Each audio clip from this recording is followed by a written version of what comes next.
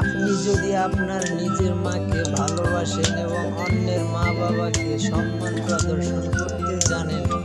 তাহলে ভিডিওটি উপর দিকে ধাক্কা না দিয়ে পুরো ভিডিওটা দেখার জন্য অনুরোধ রইল।